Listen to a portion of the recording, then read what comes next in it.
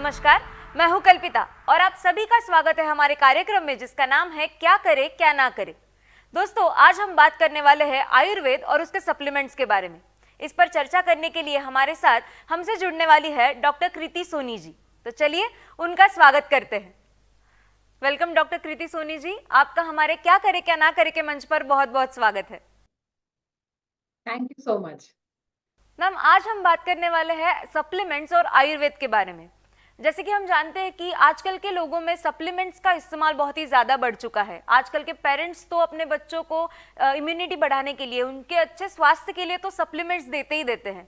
तो मैं आपसे जानना चाहूँगी कि क्या आयुर्वेद के हिसाब से सप्लीमेंट का इस्तेमाल हमारे स्वास्थ्य के लिए फायदेमंद हो सकता है?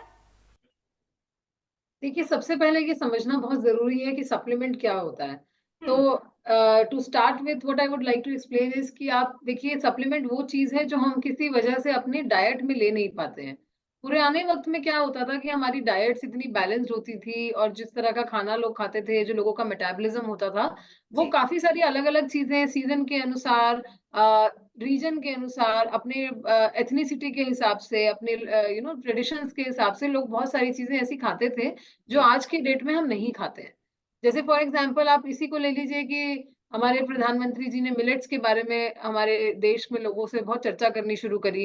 तो ये चीज़ अभी क्यों इतना ट्रेंड में आई? क्या पहले नहीं थी? पहले भी थी। लेकिन क्योंकि हमारी डाइटरी हैबिट्स इतने बदल गए हैं आज की डेट में कि हम कुछ चीज़ों को अपनी डाइट से पूरी तरह एलिमिनेट कर चुके हैं, इसलिए ज़रूरी है कि हम इन सप्लीमेंट्स की तरफ जाएँ, क्योंकि ये सप्लीमेंट्स के अंदर उन डाइट से जो हमें चीज़ें उस ज़माने में मिला करती थी, हमारे पुरानी जनरेशंस को मिला करती थी, और किसी वजह से क्योंकि हम वो खाना नहीं खा रहे हैं, या बिकॉज़ ऑफ अर्बनाइज़ेशन और जिस तरह का एनवायरनमेंट में हम रह रहे हैं, वो न्यूट्रिशन हमें मिल नहीं पा रहा है, जी। वो जी। चीज़ें हमें सप्लीमेंट्स से लेनी पड़ती हैं। इंडिया के अंदर देयर आर 2 रेगुलेशंस जिनके अंदर ये सप्लीमेंट्स आज की डेट में फ़ॉल करते हैं। उनमें से एक है एफएसएसएआई, जो बहुत सारे फूड सप्लीमेंट्स को और फूड प्रोडक्ट्स को रेगुलेट करती है इंडिया के अंदर, और इसके अलावा आयुष है।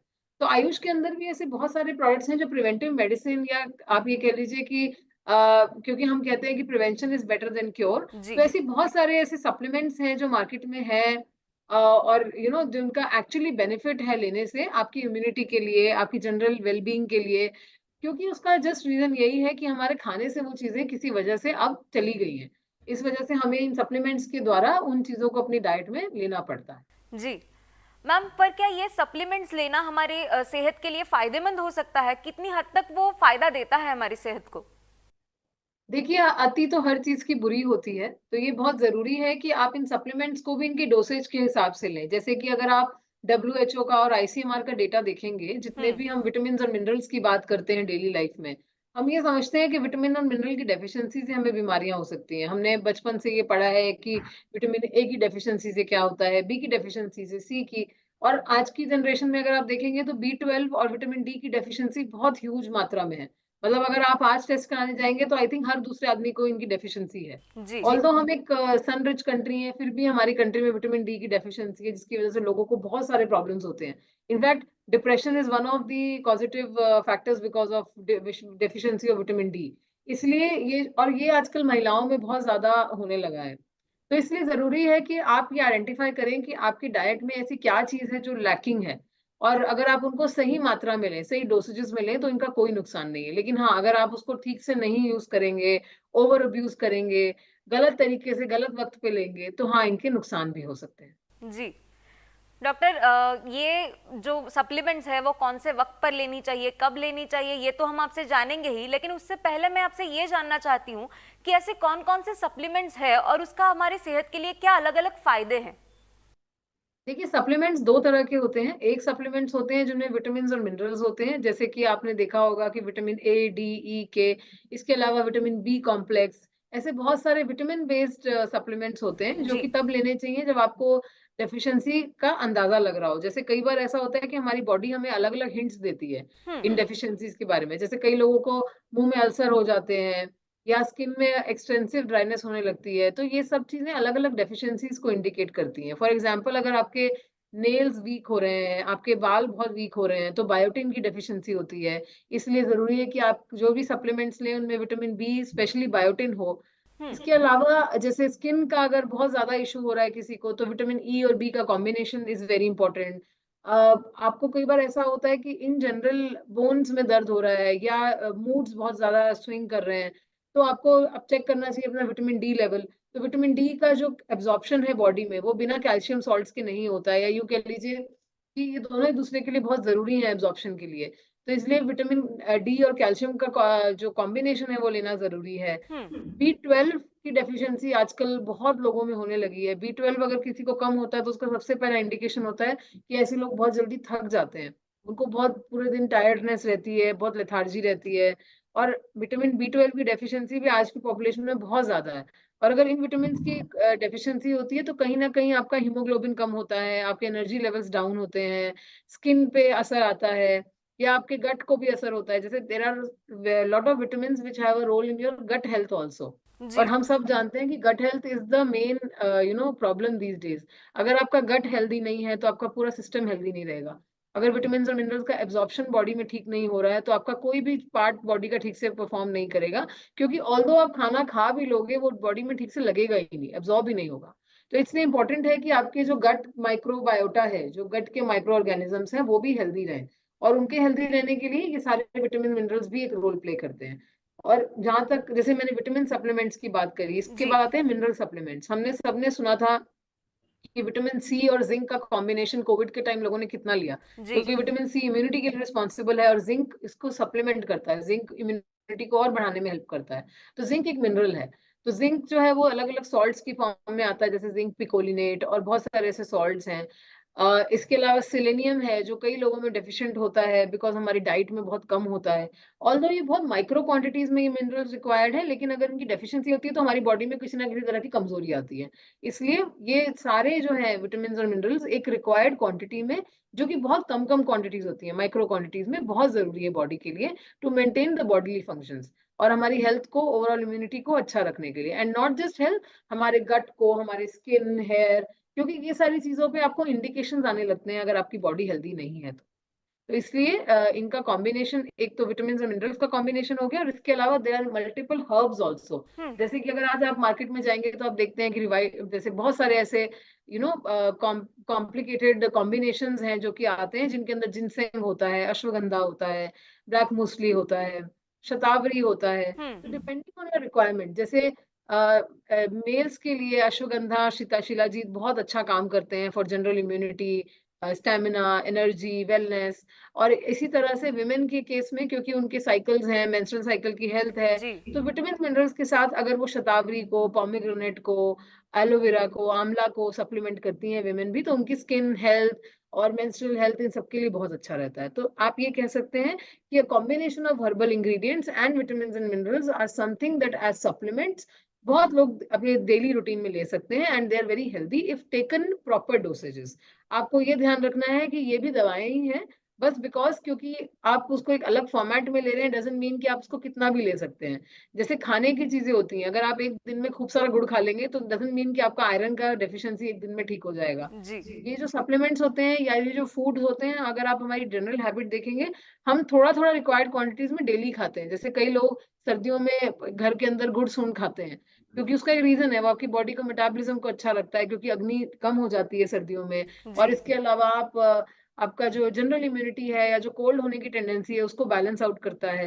तो ये सब चीज़ों को थोड़ा-थोड़ा खाने का एक रीज़न है, क्योंकि जब आप उसको थोड़ा-थोड़ा खाते हैं, तो वो सिस्टम के अंदर बिल्डअप होता रहता है, हम्म। और जो हर हर दिन के लिए आपको जो क्वांटिटी चाहिए, वो आपको मिलती रहती है।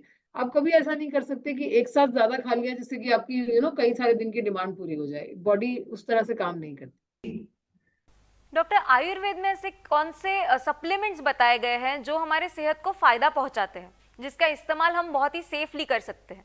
देखिए, आयुर्वेद में बहुत ऐसे सप्लीमेंट्स हैं जिनको आप सेफली यूज़ कर सकते हैं। अगर हम क्लासिकली बात करें तो हमारे ट्रेडिशनल सिस्टम के अंदर ही च्यवनप्राश एक ऐसी चीज़ है जो हम सब लोगों ने कभी न कभी कंज़्यूम किया है। उसका एक बहुत महत्व है। अगर आप ट्रेडिशनल तरीके का च्यवनप्राश देखेंगे, जिस तरह वो बनाया जाता है, जिस तरह से उसको रखा जाता है, उसका एक रीज़न है। उसके अंदर अगर आप कभी च्यवनप्राश के विटामिन मिनरल रिपोर्ट की टेस्टिंग करेंगे, तो आज की डेट में जो कैप्सूल टैबलेट में हम विटामिन मिनरल्स की बात करते हैं, वो सब च्यवनप्राश में है। क्योंकि उसमें इतना इंग्रीडिएंट है, जिस तरह से वो पुराने ज़माने में प्रोसेस किया जाता था, आज की डेट में भी बनाया जाता है, उसमें बहुत विटामिन्स, मिनरल्स नेचुरली आते हैं, क्योंकि उसमें उतनी तरह के पदार्थ जाते हैं। 54 प्लस इंग्रीडिएंट्स जो क्लासिकल वे के अंदर जाते हैं। वो सारों के अंदर से आपको इतना अलग-अलग चीज़ें मिलती हैं। जैसे हम च्यवनप्राश में मेन एक जो पिष्टी डलती है आंवला की होती है। आंवला हमें पता है कि it's such a good source of so many vitamins and minerals, जी बिल्कुल। Starting with vitamin C. तो वो सारे जो हैं उसमें ज़िंक भी बैठा है, उसमें सेलेनियम भी बैठा है, सब चीज़ें उसमें हैं। तो वो एक पावर पैक्ड सप्लीमेंट था जो बेसिकली लोग उस टाइम सर्दियों में कंज़्यूम करते थे, उसका भी रीज़न था। क्योंकि सर्दियों में आपका मेटाबॉलिज़्म स्लो होता है, आपकी बॉडी को ज़्यादा स्ट्रेंथ चाहिए और गर्म होता है हल्का-सा, उसकी तासीर थोड़ी गर्म होती है। तो लोग दूध के साथ सर्दियों में कंज़्यूम करते थे, लेकिन अगर आप व्हीकल को चेंज करें, जैसे कि अगर आपकी बॉडी में उतना ऊष्मा जनरेट नहीं हो रहा है, उतना गर्मी नहीं है, तो आप उसको कम क्वांटिटी में समर्स में भी ले सकते हैं। इनफैक्ट आप उसको सारा साल ले सकते हैं विथ डिफरेंट क्वांटिटीज़, क्योंकि अगर आप बहुत ज़्यादा कंज़्यूम करते हैं, तो हर बार आपकी बॉडी सूट करे ज़रूरी नहीं है। तो हम्म। एक तो वो प्रिपरेशन आप कह लीजिए च्यवनप्राश है। लेकिन अगर हम इंग्रीडिएंट वाइज़ बात करें तो अश्वगंधा एक ऐसा इंग्रीडिएंट है जो आज की डेट में आई थिंक बहुत लोग कंज़्यूम करते हैं और लोगों को उसका इम्पोर्टेंस आई डोंट नो कितना पता है। लेकिन अगेन अश्वगंधा भी एक बहुत आप अगर इन सप्लीमेंट्स को वाइज़ली यूज़ करेंगे तो ये हर कोई सप्लीमेंट भी एक दवाई है। हम्म। अश्वगंधा के बहुत सारे ऐसे बेनिफिट्स हैं हम्म। जो लोग थोड़े से अंडर एस्टिमेट करते हैं। जैसे कि for example ashwagandha cortisol reduction में बहुत अच्छा काम करता है। तो जिन हम्म। लोगों को स्ट्रेस ज़्यादा हो रहा है, स्ट्रेस की वजह से मेंटल डिस्टर्बेंस हो रहा है, नींद नहीं आ रही है, उनके लिए अश्वगंधा बहुत अच्छा है। इसके जी। अलावा अश्वगंधा स्टैमिना और स्ट्रेंथ के लिए भी बहुत अच्छा है। जैसे कि अगर कोई जिम जाता है या आप आपका काम बहुत भाग-दौड़ वाला है, तो आपको at the end of the day you need to calm yourself down ताकि आप अगले दिन के लिए तैयार हो। क्योंकि आजकल सबका काम इस तरह का है भाग-दौड़ का। तो अश्वगंधा बहुत अच्छा काम करता है। शिलाजीत एक ऐसा दूसरा तीसरा इंग्रेडिएंट है बेसिकली जो कि इम्यूनिटी के लिए बहुत अच्छा है। शिलाजीत जनरली लोग सर्दियों में कंज़्यूम करते हैं, लेकिन अगर आप कम क्वांटिटी में लें तो आप उसको सारा साल ले सकते हैं। शिलाजीत बॉडी के अंदर जो आप न्यूट्रिशन लेते हैं उसका एब्ज़ॉर्प्शन भी बढ़ाता है। ओवरऑल बॉडी की इम्यूनिटी के लिए, स्ट्रेंथ के लिए बहुत अच्छा रहता है। अगर आप शिलाजीत और अश्वगंधा को एक साथ लें, तो वो अश्वगंधा के एब्ज़ॉर्प्शन को भी बॉडी में बढ़ाता है। तो कहने का मतलब है शिलाजीत को आप जिस भी चीज़ के साथ लेंगे उसकी एब्ज़ॉर्प्शन ऑटोमैटिकली बॉडी में बढ़ेगी क्योंकि जी। उसका नेचर ऐसा है कि वो जिसे कहते हैं ना हम लोग पहले कहते थे लगता नहीं है शरीर को, तो बेसिकली वो शरीर में एब्ज़ॉर्प्शन को बढ़ाता है। हम्म। इसके अलावा हल्दी है, हल्दी आई गेस हर किसी के घर में होती है। हल्दी की एक एक्सीलेंट प्रॉपर्टी है कि हल्दी को अगर दूध के साथ लिया जाए या किसी ऑयली व्हीकल के साथ लिया जाए तो बॉडी में किसी भी तरह की जलन, इन्फ्लेमेशन या दर्द हल्दी कम करती है क्योंकि उसकी बहुत अच्छी एंटी इन्फ्लेमेटरी प्रॉपर्टी है। और थोड़ी-थोड़ी मात्रा में कंट्रोल्ड अमाउंट्स में डेली लेने में वो स्किन पे भी बहुत ग्लो लाती है। जी। तो हल्दी वाला दूध जो है कई लोग रेगुलर प्रैक्टिस में कंज़्यूम करते हैं। इसके अलावा नटमेग है। नटमेग जो है अगर आप रात को लेते हैं, तो जिन लोगों को नींद का इश्यू है, अगेन जैसे नटमेग का और अश्वगंधा का कॉम्बिनेशन नींद के लिए बहुत फ़ायदेमंद है। दूध के साथ लें थोड़ा-सा रात को। जो लोग जिनका डिपेंडेंस है मेडिसिन्स पे और जिनको लगता है कि अब वो दवाई के बिना सो नहीं सकते, वो बिल्कुल उनकी दवाइयाँ कम हो जाएँगी, धीरे-धीरे बंद हो जाएँगी अगर वो ठीक तरीके से इसको लेंगे। फिर हम बात करते हैं शतावरी की। शतावरी मोस्टली वुमेन के लिए अच्छा रहता है बिकॉज़ वो हार्मोन बैलेंसिंग बहुत अच्छा करता है। क्योंकि उसके ऐसी प्रॉपर्टीज़ हैं कि कई बार ऐसा होता है कि हार्मोन के इम्बैलेंस की वज़ह से पीसीओडी या बहुत ज़्यादा एक्ने वुमेन को हो जाता है। तो शतावरी उन केसेज़ में बहुत अच्छा काम करता है। Again it's a root powder you can take it as per ease और आप ऐसा कोई प्रोडक्ट भी ले सकते हैं जिसमें शतावरी का एक्सट्रैक्ट हो। अ, फिर इसके बाद हम बात करते हैं नीम की। तो नीम का जो पानी है या करेले का जो पानी है, डायबिटीज़ वाले जो लोग हैं, जो लोग डायबिटीज़ जिनको प्री डायबिटीज़ है या जो डायबिटीज़ से ग्रस्त हैं, अगर वो नीम, करेला, गुड़मार इस तरह के हर्ब्स को उबाल के अगर रोज़ कंज़्यूम करें तो उनकी जो डायबिटीज़ है वो बहुत कंट्रोल होती है। दवाइयाँ देखिए अपनी जगह हैं, लेकिन दवाइयों के भी इफ़ेक्ट को और सप्लीमेंट करने के लिए या अपने एंड से आप ये कह लीजिए कि अगर आप ये जूसेस डेली लें, जैसे कि आंवला का जूस लें, एलोवेरा का जूस लें, गुड़मार लें, तो डायबिटीज़ क्योंकि आज की डेट में अगर आप डेटा देखेंगे तो हमारी पॉपुलेशन कोविड के बाद भी बहुत ज़्यादा प्री डायबिटीज़ और डायबिटीज़ में चली गई। कई लोग बोलते थे कि हम तो इतना मीठा ही नहीं खाते लेकिन फिर भी हमें डायबिटीज़ हो गई। लेकिन हमें ये भी समझना पड़ेगा कि क्योंकि बॉडी में इम्यूनो कॉम्प्रोमाइज़्ड इतना स्टेट हुआ because of when they got infection of Covid and multiple other scenarios that happened. तो उस वजह से भी कई लोगों को ऐसे-ऐसे प्रॉब्लम्स हो गए जो उनको पहले नहीं थे, कोविड के पहले। तो इसलिए अब हर चीज़ तो ऐसा नहीं है कि हम लाइफ लॉन्ग दवाइयों पे डिपेंडेंट रहेंगे, तो एलोपैथिक दवाइयों पे डिपेंडेंट रहेंगे। तो अगर हम अपनी तरफ से भी ये छोटी-छोटी पहल करेंगे, जिसमें हमने कुछ आंवला, एलोवेरा, गुड़मार इनका कॉम्बिनेशन बना के अपने घर में हमने जैसे डेली बेसिस पे कंज़्यूम कर लिया, तो उससे क्या होगा कि जो प्रॉब्लम शुरू हुई है बॉडी में, वो बढ़ेगी नहीं। जी। एटलीस्ट वो वहाँ पे रुक जाएगी और धीरे-धीरे कम होने लगेगी, अगर आप उसको एक डेली प्रैक्टिस में लेंगे।